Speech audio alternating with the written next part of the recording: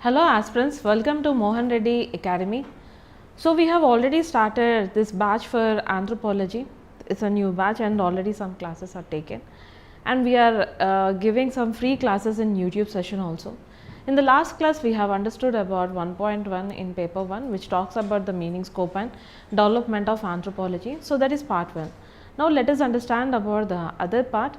Okay, so in the last class we have understood about the etymological meaning of anthropology, scientific meaning of anthropology, and then we have understood that how the anthropology eventually has emerged. Okay, now let us understand about the important anthropologists who has defined anthropology. Okay, so in the last class we have studied about the Bronislaw I apologize. In the last class we have understood what is anthropology according to E.B. Taylor and what is anthropology according to the Franz Boas. And now in today's session let us understand how did Bronislaw Malinowski has defined about anthropology. So these people are all thinkers. So if you are talking about the Bronislaw Malinowski belongs to the functional school of thought. So he belongs to the functional school of thought.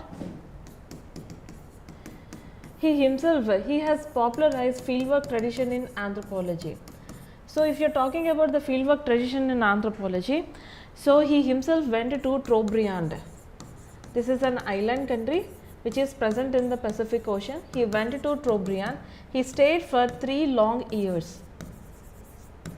So after staying in Trobriand for 3 long years, this person has actually did very important, he has given a very important ethnographic work, and that ethnographic work is called as the Agronauts of Western Pacific. Okay, so this is called as Agronauts of Western Pacific. So now what is anthropology according to Bronislaw Malinowski? Let us understand. So according to him, anthropology is study of culture through the participant observation. In the last class we have understood what is a participant observation. In which context we have understood what is participant observation. So if you carefully analyze, we have said that fieldwork tradition is the hallmark of anthropology. If you are talking about the fieldwork tradition mein first step hoti hai, first you have to select a field, that is an anthropologist should select a field, and second thing he has to visit the field, that is the second step. Third step is that he has to stay there for considerable amount of time. Bronislaw Malinowski has stayed for 3 long years. Okay, so considerable amount of time, and fourth one is that he should do this participant observation. So if they are going for fishing, then the anthropologist should actually go. I mean, I am not saying that he should also go and catch the fish, lekin observe karna chahiye. If there is a marriage ceremony happening in that particular group, okay, he should actually visit that group and he should understand the customs, rituals, who is moving into whose house, are there any exchanges which are happening in the marriage. इन सारे चीज़ों को record करने के लिए what he has to do a participant observation. And then fifth thing is that he has to conduct some interviews. And कैसे interviews को conduct करना चाहिए, he has to select some participants who has fair idea about that group. Okay, so ऐसे क्या करना चाहिए, participant observation करने के बाद interviews करना चाहिए, and then he has to record that data, he has to avoid the redundancy, he has to record that data, and finally what will happen, and the sixth step is ethnographic account will be obtained. So this ethnographic account of that particular subject will be, that particular group will be obtained, and इसी को हम क्या करके बुलाएंगे, we call this as a monograph.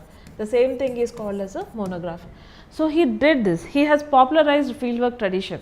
Of course prior to that Franz Boas also did some 12 trips to Baffin Island. वैसे ही इन्होंने भी क्या किए हैं, so he also has popularized this fieldwork tradition. He is saying that participant observation is very important in to understand about that particular group, and which focuses on how the institutions function in a society.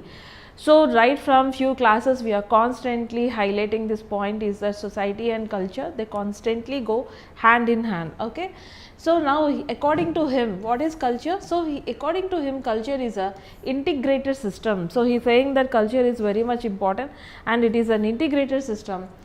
So why it is called as integrated system? According to the culture, what will happen? The biological needs of the human beings will be satisfied, the biological and the psychological needs. What do you mean by biological needs and what do you mean by psychological needs? For an example, for any species, the three important things. One is to satisfy his hunger, quench his thirst, and finally it is that the third point is mating. So these are called as the biological needs. And then the psychological needs. So because man is also a social animal, so constantly he will have this interaction with the other people.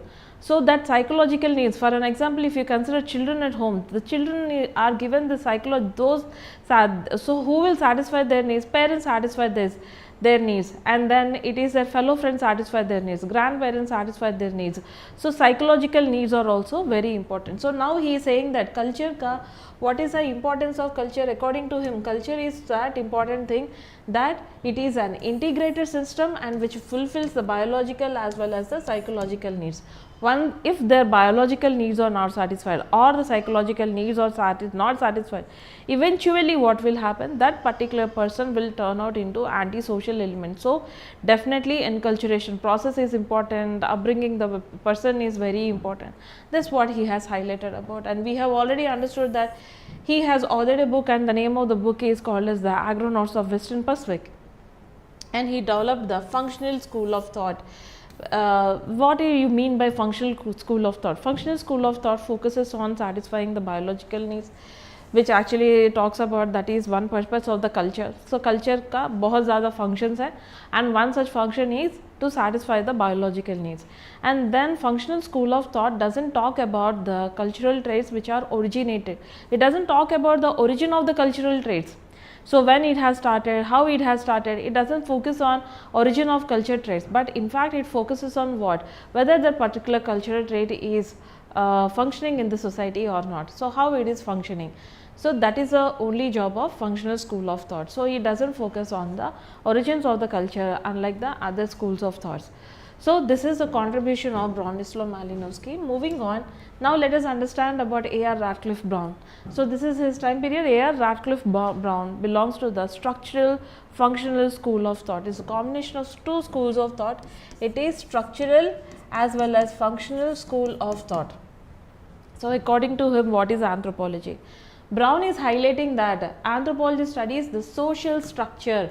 The social structure itself is a very lengthy definition. Okay, so they are, according to the structuralism school of thought, structuralists believe that the entire culture is one such structure. Imagine that they equate the entire culture to one structure, and within a structure, imagine that if this is a building, where I am taking the class, okay, imagine that there are 5 floors, and then 5 floors. In the top floor, if there is a swimming pool, okay, in the 5th floor there is a swimming pool, and in the 4th floor if there is some food court, and in the 3rd floor there is some studio. Imagine that there is a studio in the 3rd floor.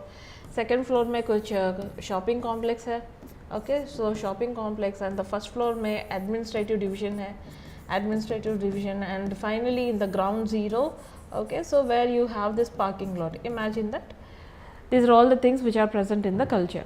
So अगर आप इसको carefully देखेंगे, so then what it is highlighting about, okay, so the entire 5-floor building is considered as one structure. Okay, now we are imagining that we are equating structure to that of culture, right? So within the structure we have some substructures. What are the substructures? That is the 5th floor, 4th, 3rd, 2nd, 1 and the ground zero, they are the substructures. So structure is once again divided into substructures, and these substructures will also be divided into some other substructures. For an example, here there is one food court, there is another food court, 3rd food court, 4th food court. So this is how in a culture there will be various cultural traits which are present. So what will happen if there is some damage which has happened? Imagine that so there is a food court in the 4th floor. So यहाँ कुछ हादसा हो गया. Imagine that there is some हादसा which has happened, and यहाँ कुछ bomb फटी है. Okay, so or else there happened some important thing.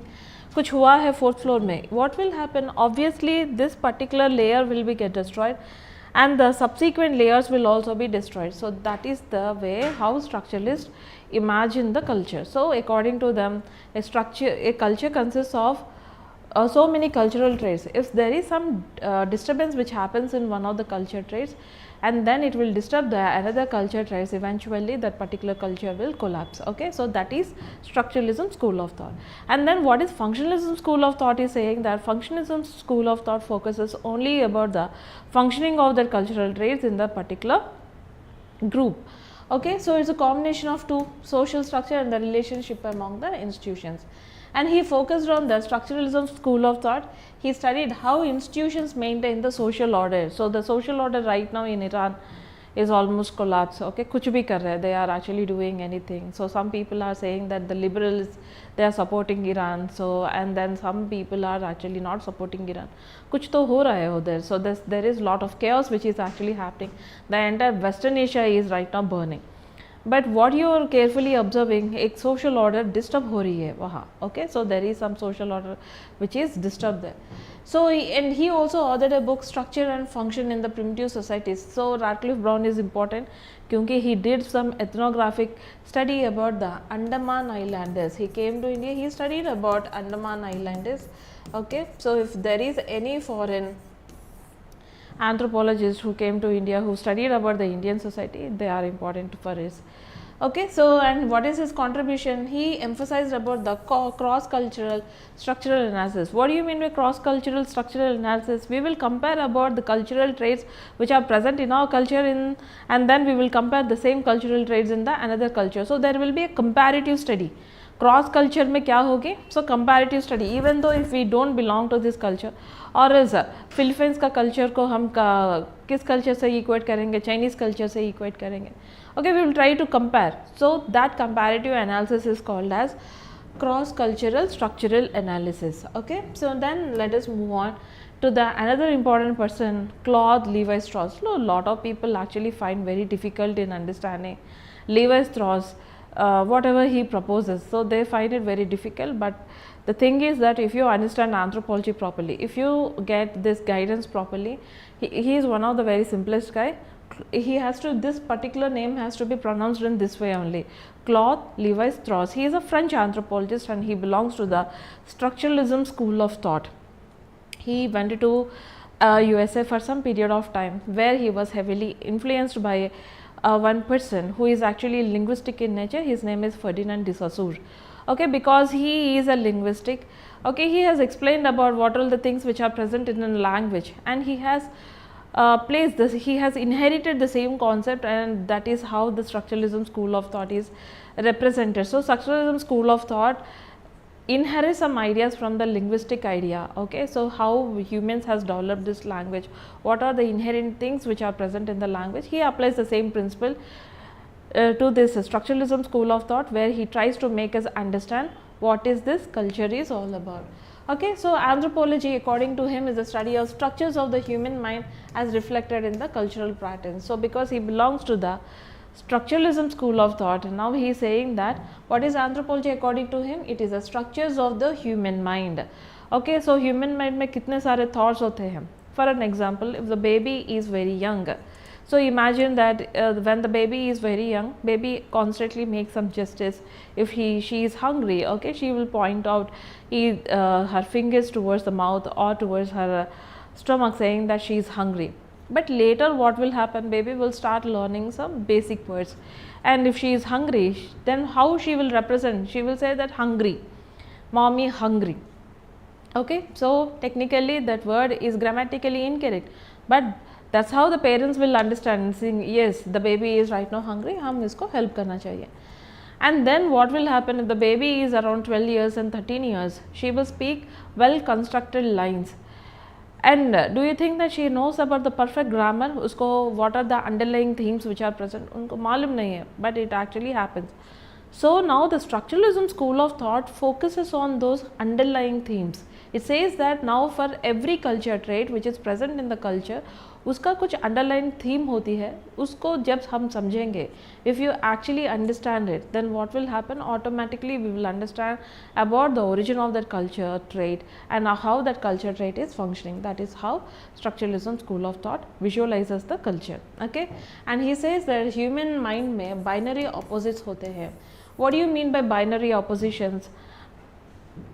रात और दिन. Okay, so they are completely binarily opposite to each other. So day and night, aren't they binarily opposite? Yes.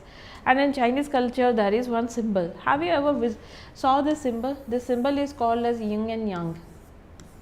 Okay, so here the entire thing is actually covered in this way. This को हम क्या करके बुलाएंगे? This is completely dark and here this is actually completely dark. So this is what they visualize. Even in the dark side of the life there will be some brightness. Even if there is a lot of brightness, there should be some darkness which is present. Okay, so that is what we call it as a yin and yang. So completely opposite to each other, good and bad, evil and then good. Okay, so what are all these things? They are completely binary opposites. Okay, male and female, they are also binarily opposites to each other. That's how the human mind actually remembers these patterns. And he explored.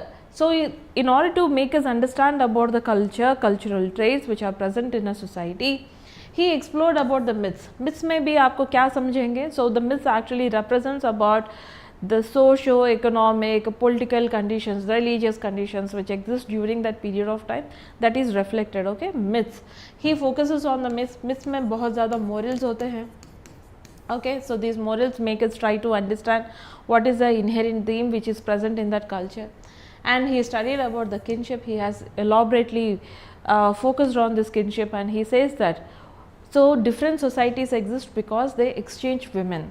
So here the point is that he also faces his severe criticism because he has commodified the women. But he said that imagine that if there is a village here. So there is a village and there is another village here. So this is village number 1 and this is village number 2. Yahan imagine there is some lake, okay, which is actually a resource. So village 1 want to have access to the water in the lake, village 2 also wants to have access to the water in the lake. So it being a freshwater lake. Now what will happen? So purely there will be a chaos. So who is powerful? That powerful party will subside the other party. But in order to maintain peace and harmony, what if village 1 has taken one decision and village 2 also has taken some decision thing saying that so our women in our village are never supposed to get married, or they are never supposed to acquire a mate within this particular village. They should get married to the men in this particular village, and these women should get married to men in this particular village. Okay, so this is called as the exchange of women. He studied about this kinship, and he said that because of the exchange of women between the different villages or between the different societies, peace and harmony has prevailed, and then it has paved a way for the kinship. So kinship relationships are extremely important in the primitive societies. He has studied about the kinship, and he belongs to the structuralism school of thought, which we have already understood. And his book Structural Anthropology is extremely famous. And what is his contribution? Integrated linguistic with the cognition into anthropological analysis. Why he has actually said that linguistics? Kyunki, because he is heavily influenced by his colleague or friend. His name is Ferdinand de Saussure, and he himself is actually a linguistic. Now let us move on to the other important topic, that is called as the scope of anthropology. ऐसे हम बहुत ज़्यादा anthropologists के बारे में पढ़ सकते हैं and their opinion about anthropology, लेकिन our lecture will be little lengthy. So in order to understand about all these things, so there is a book which is co-authored by Mohan and me, and that is Mohan sir and me, that is called as Socio-Cultural Anthropology. It is available in Amazon, and it is also available in Hyderabad bookstores. If you want to procure that book, just go for it, or else you can actually be available in our group, that is called as Team Anthro. Team Anthro का एक group है Telegram में, so please join there, and there you will receive good insights related to anthropology. Now we have completed about the meaning, the first part of the chapter, meaning we have covered, okay, and now let us understand the scope of anthropology. So in order to understand the scope of anthropology, once again we need to focus on the scientific meaning of anthropology. Scientific meaning में हमने क्या पढ़ा है? Anthropology covers about the 3 aspects of human life. What are they? It covers about the biological aspects, it covers about the cultural and societal aspects of humankind. when it is covering about all the three aspects of humankind, what do you expect? That particular topic, इसका scope क्या होना चाहिए? Narrow होना चाहिए या universal? So obviously the scope of anthropology is universal. It should be universal or it should be broad. Okay, so anthropology has 4 subfields, so which we have already understood. 1.3 में इसी के बारे में हम पढ़ेंगे. Anthropology has apportioned its subject matter into 4 fields. So what are those four fields? That is the physical anthropology or biological anthropology. So the physical or biological anthropology focuses about the biological evolution and the variation of the humankind. So what do you mean by biological evolution of humankind? हमने already पढ़ चुके हैं. Just listen about the previous classes. Biological evolution में we started our journey from quadrupedalism and then we have moved to the knuckle walking and उससे we have moved to the bipedalism. That is a biological evolution. And what do you mean by variation? Variation आपको कहाँ दिखाई देगी? Variation will be absorbed. So you see humankind who is present in Europe, South America, North America, Africa, Asia, Australia. So we are inhabiting in all these areas. So 19% of our DNA is similar, but there is 1% variation. That 1% variation कहाँ से आती है? That 1% variation is determined by the mutations, or it is determined by the ecological conditions where that particular being is staying, or it is also determined by the type of food he is intaking, and it is also determined by the radiation, it is also determined by the stress levels what he is doing, exercise levels what he is doing. Okay, इन सारे चीज़ों के ऊपर this variation actually is determined. So biological evolution, that is the physical anthropology, deals about this biological evolution as well as the variation. And it has some subfields also. What are those subfields? That is the paleoanthropology. Paleo means old. Okay, old anthropology. Primatology, it is a study of primates. Who all comes under the primates? We have understood that in the taxonomical order of the human beings, primates comes under the order. Okay, so order में रहते हैं. Okay, so and then primates में who all actually comes? Of course, human beings are part of primates, and apart from that, we have our distinct ancestors who are chimpanzees, orangutans, gibbons, gorillas, monkeys, lemurs. So primatology is study about the primates, and then comes human genetics. It talks about the genes, and we have understood that the genes are located on the DNA. Okay, so actually they are located on chromosomes. Chromosomes, it is nothing but DNA. The highly condensed form of DNA is called as a chromosomes. And then the forensic anthropology. So in physical anthropology, it has so many subdivisions. I have mentioned only few. Apart from that, there are many more subdivisions which are present. And Sherwood Washburn. So Sherwood Washburn, he has worked on the primates and he has analyzed, so he did some analysis on the DNA and how DNA is used in the forensics. Okay, and then let us understand about the other important subfield of anthropology, that is the socio-cultural anthropology, where we will study about the society. We will also study about the cultural aspects of the humankind. Okay, here it focuses on the customs, traditions, kinship, institutions of the human societies. I have mentioned only few. इससे अलावा और बहुत कुछ हम पढ़ेंगे. We will also study about the marriage, family. We will study about the religion, political organization, economic organization. ऐसे कितने सारे चीज़ों के बारे में हम पढ़ सकते हैं. And it employs. So there is a methodology to understand this. What is that methodology? That is called as ethnography. Ethnography is called as synchronic in nature. So this is synchronic in nature.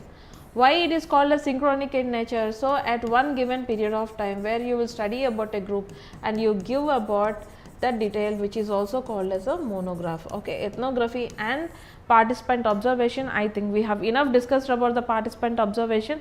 Participant observation is part of fieldwork tradition, and fieldwork tradition is called as the hallmark of anthropology. Okay, Bronislaw Malinowski, he himself has studied about the Trobriand Islanders. Okay, and he stayed there for 3 long years. Okay, इसको आप example की तरह cite कर सकते हो. And then moving on, so we see that another important subdiscipline which is present in anthropology, that is archaeological anthropology. Anthropology is heavily reliant on the archaeological anthropology. Why we are heavily relying on the archaeology? क्योंकि in order to understand about the primitive structures. So in order to understand about the primitive people where script is absent, and in order to understand about the extinct humankind, okay, इन सारे लोगों के बारे में अगर आपको समझना है, then you definitely need to take help of whom? You definitely need to take help of the archaeology. So it reconstructs the past cultures through the material remains, not only material remains, material and non-material remains. Please incorporate this.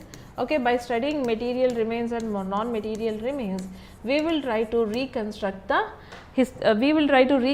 about whom? About the past cultures.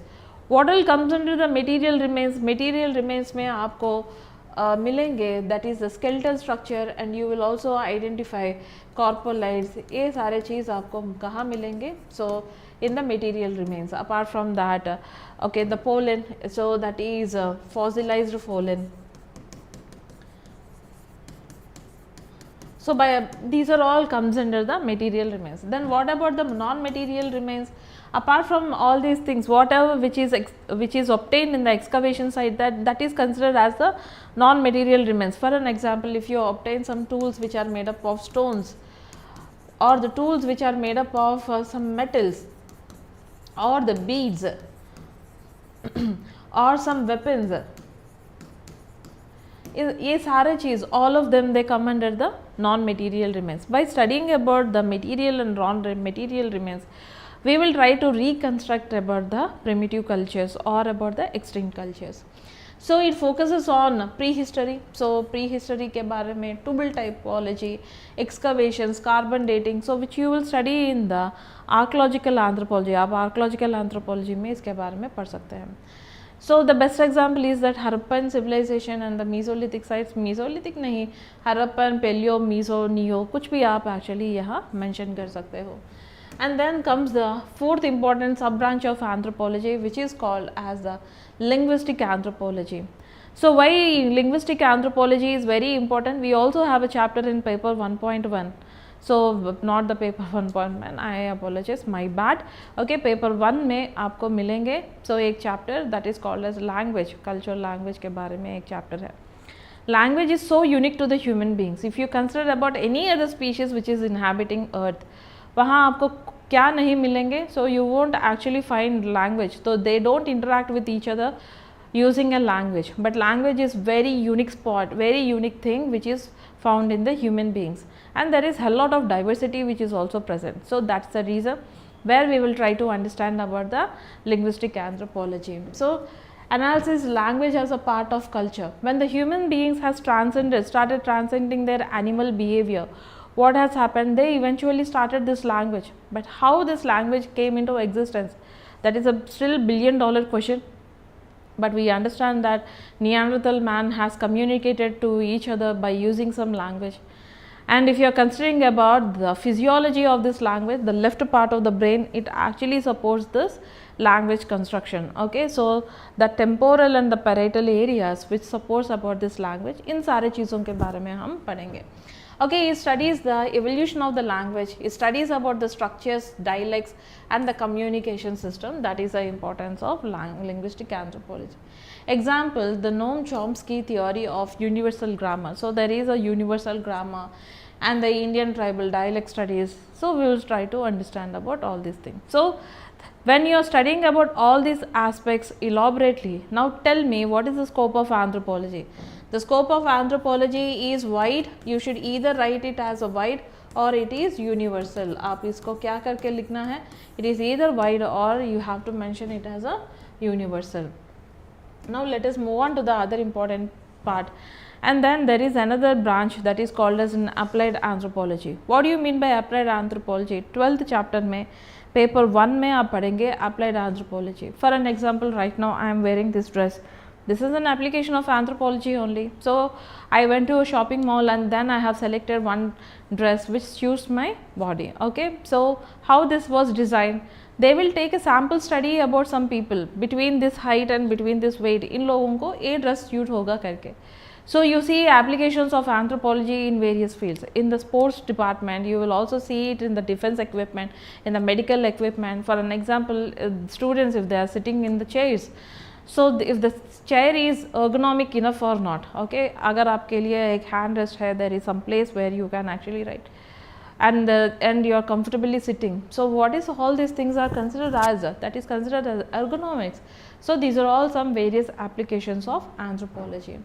So knowledge, so the anthropology knowledge in the real life issues like the healthcare, tribal development, policy making, urban planning, education.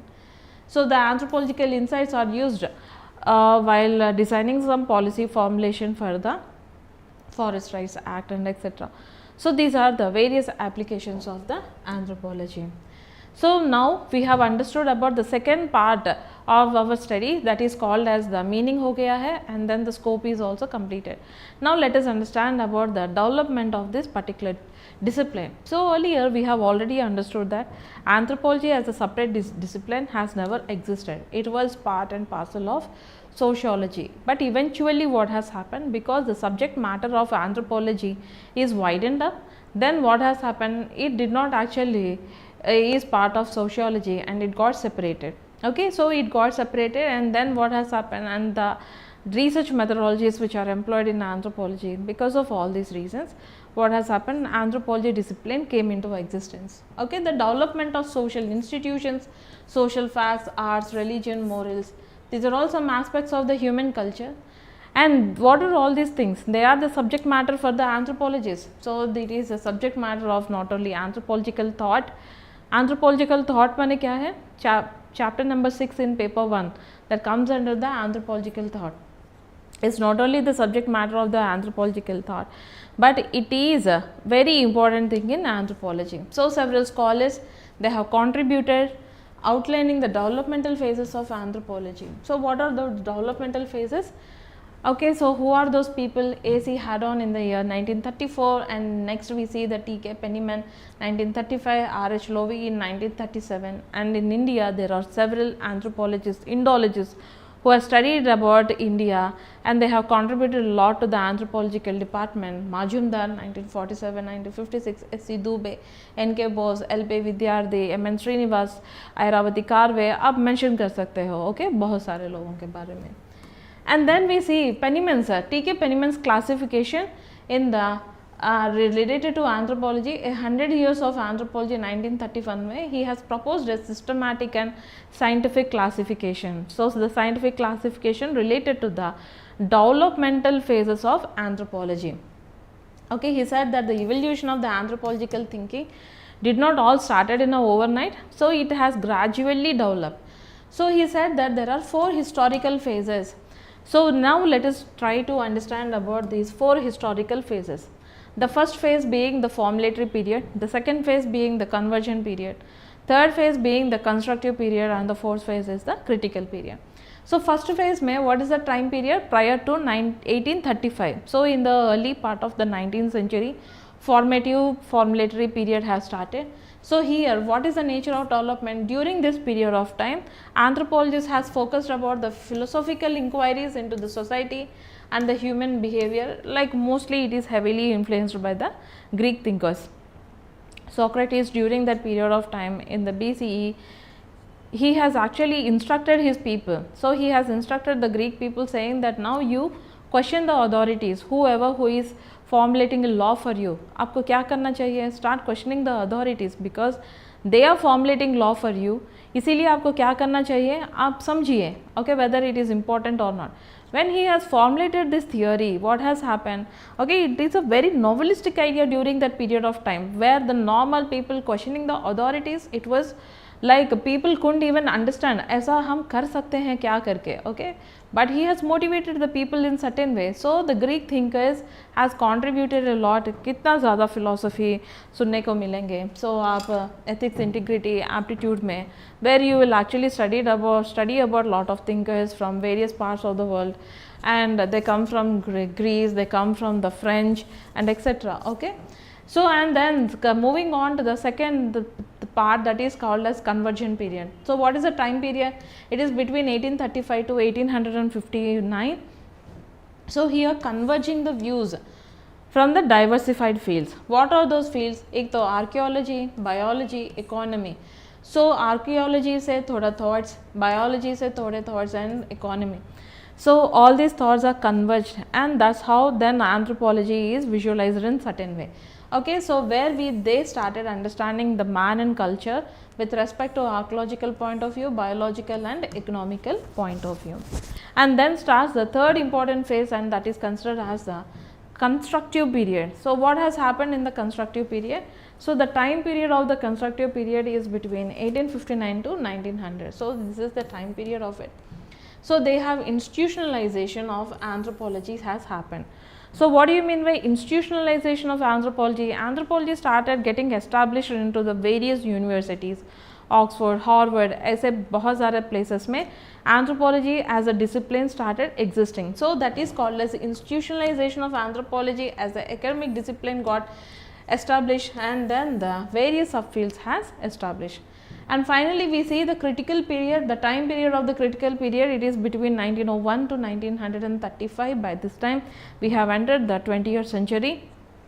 So यहाँ theoretical refinement, rise of major schools of thoughts, global spread of anthropology has happened. So this is one classification which is proposed by T.K. Penniman.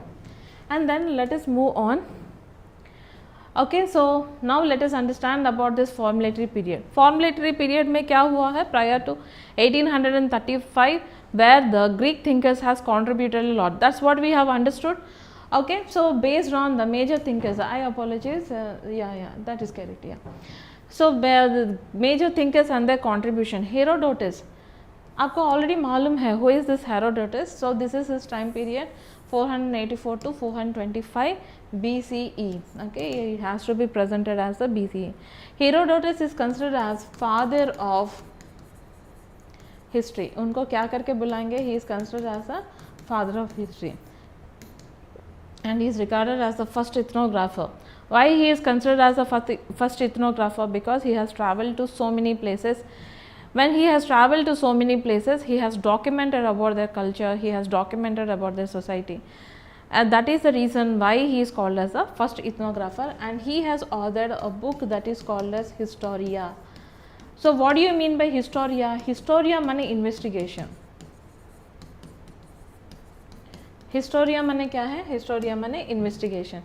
He travelled widely, he documented the customs, language, physical traits and the regions over the 50 communities, and he is the first one to record a history, custom practices like the Kuwad.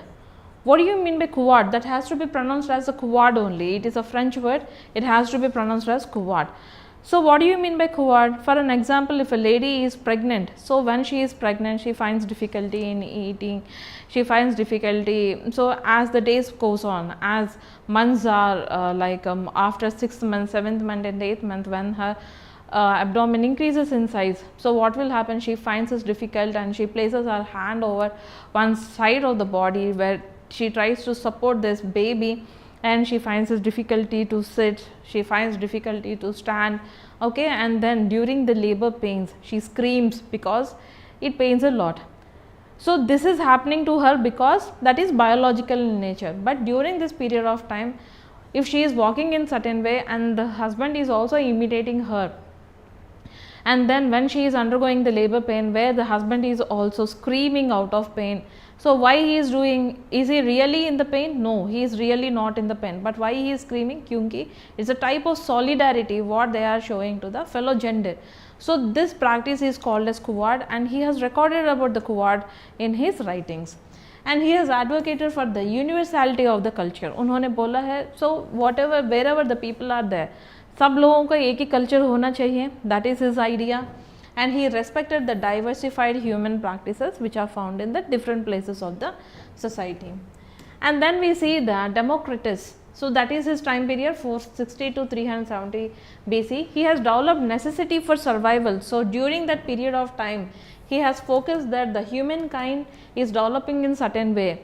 Kyunki, because there is some necessity for survival. He suggested that cultural evolution is very important and it develops from the primitive to the civilized life.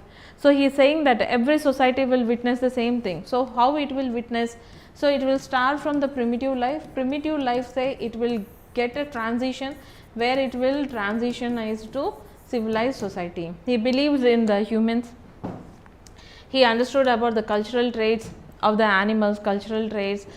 He's saying that human beings have learned some cultural traits from the animals. There are several theories related to language, where the linguists also propose saying that the language has emerged in the human beings by imitating the animals in their particular area. Okay, so example, weaving from the spiders, singing from the spans, as they have learned some voices.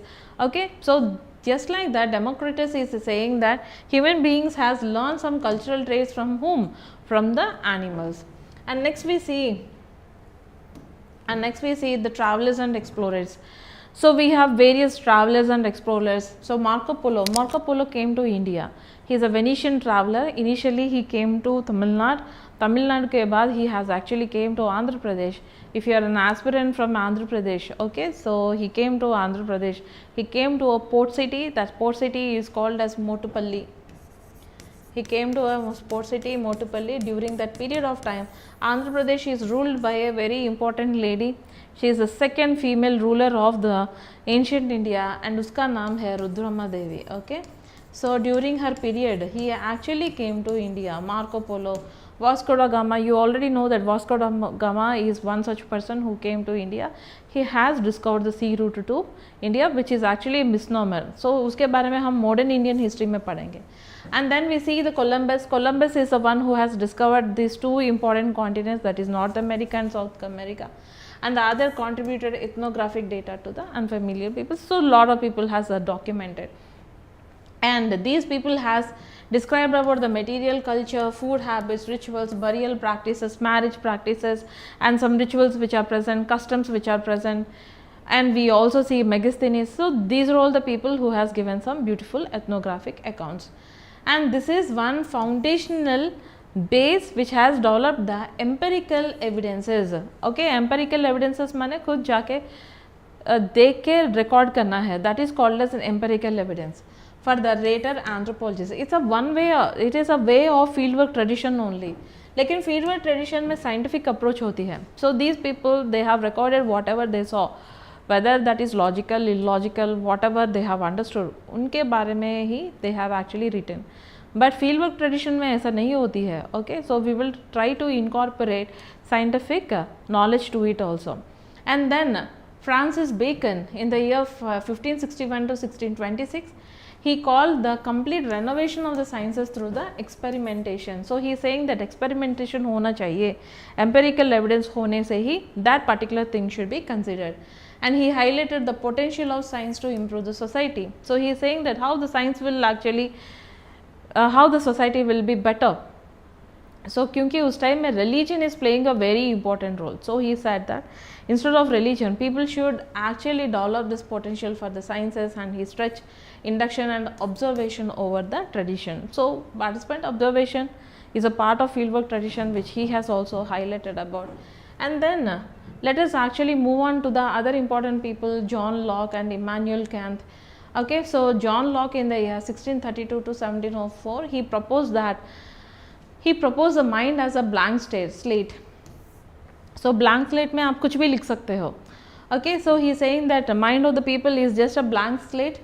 That thing we call it as a tabula rasa, and he is arguing that all knowledge, including the social, they come from the experience. सब कुछ experience से ही आ सकती है.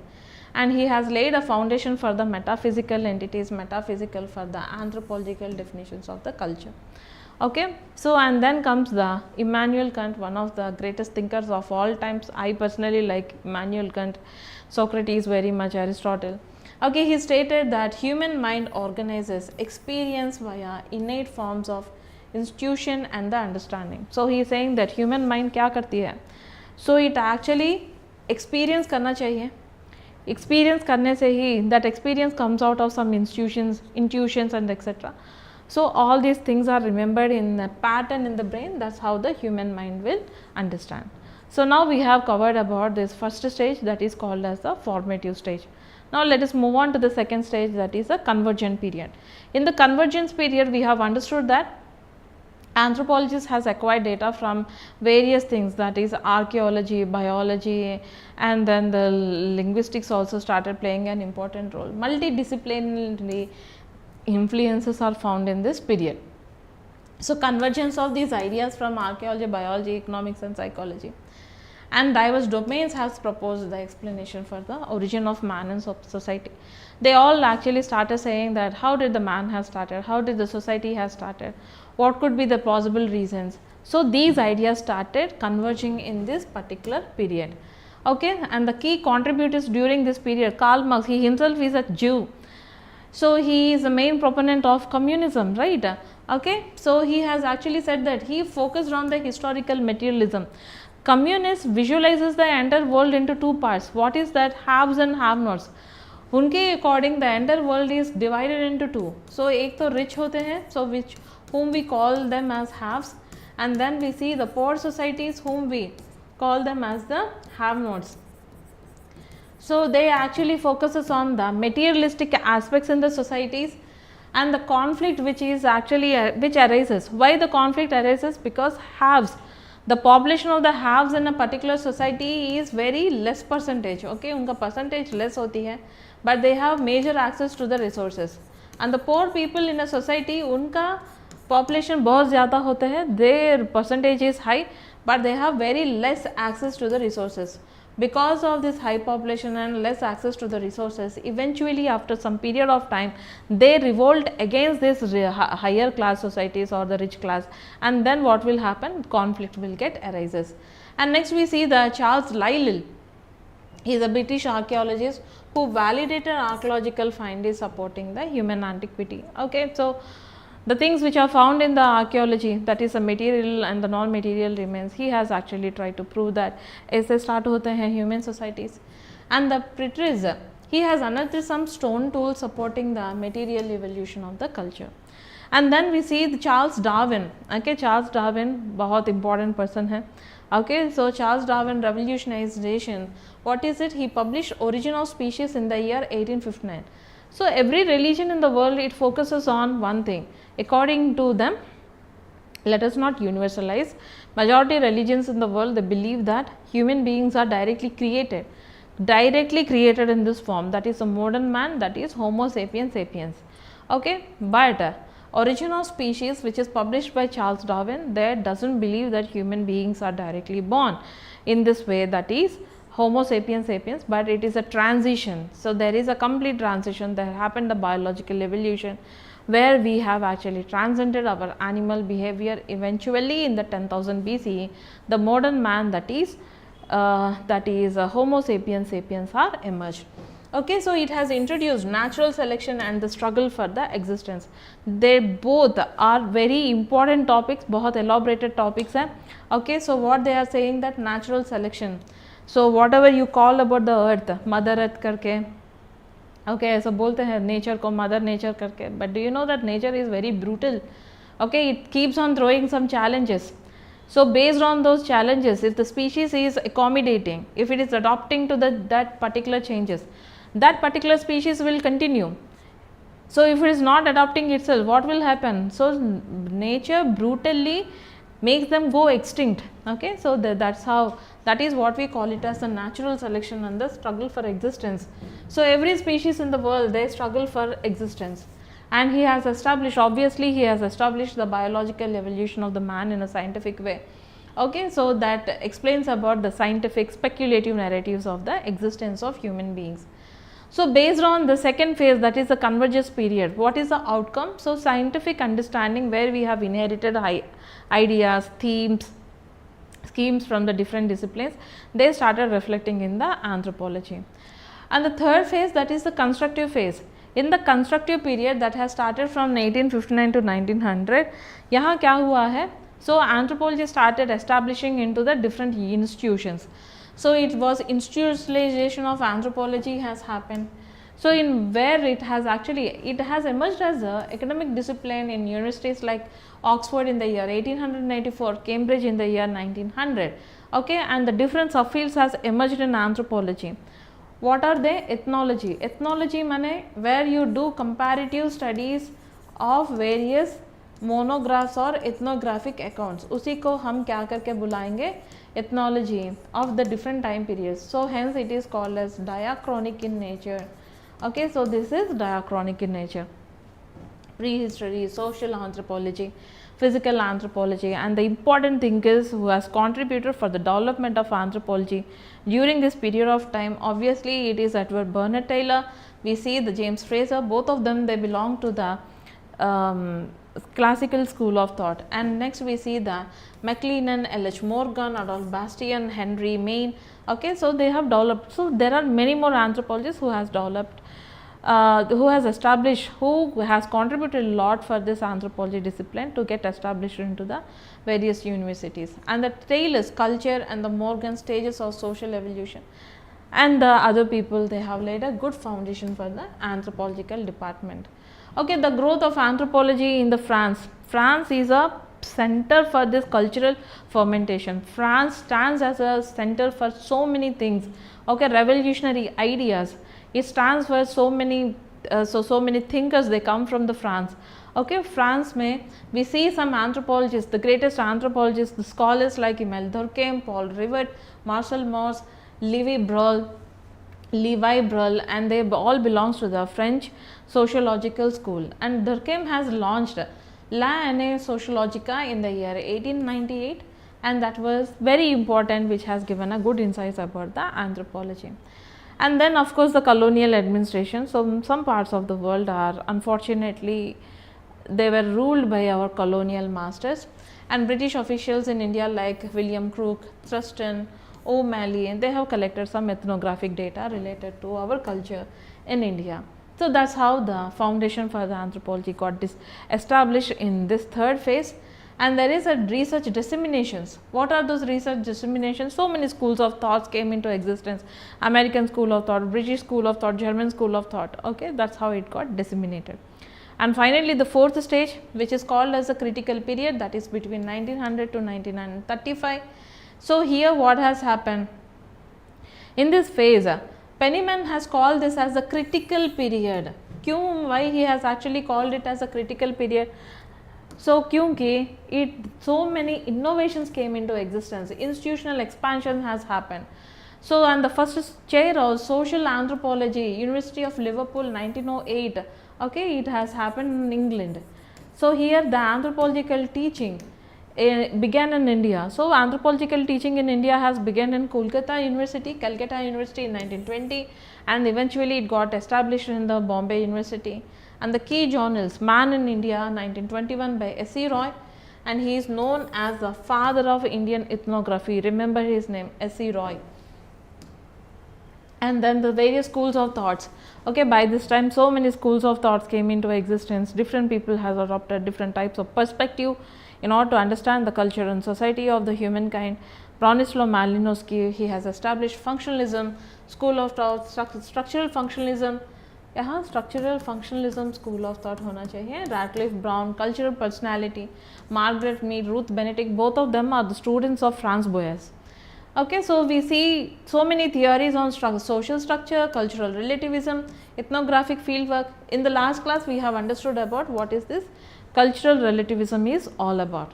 And then in the American anthropological growth, if you are talking about the anthropological growth in America, where we see some important thinkers like Crowber, Clark Whistler, Robert Redfield, and so many people, and of course we see the L.H. Morgan, Franz Boas, in सारे लोग, not during this period of time, they belong to the different period of time, but these people has laid a very big and good foundation related to anthropology in America. Okay, and their legacy is continuing, and where we see the anthropological studies are still found in the global level, and there is some comparative approach, scientific discipline. So it has adopted some scientificism, and they lay a foundation related to empirical evidence, and that empirical evidence should be incorporated to understand about the different societies and culture. And the critical period led to the formal classification and methodological rigor in studying the culture. So by this we have completed chapter 1.1, that is meaning, scope and development of anthropology.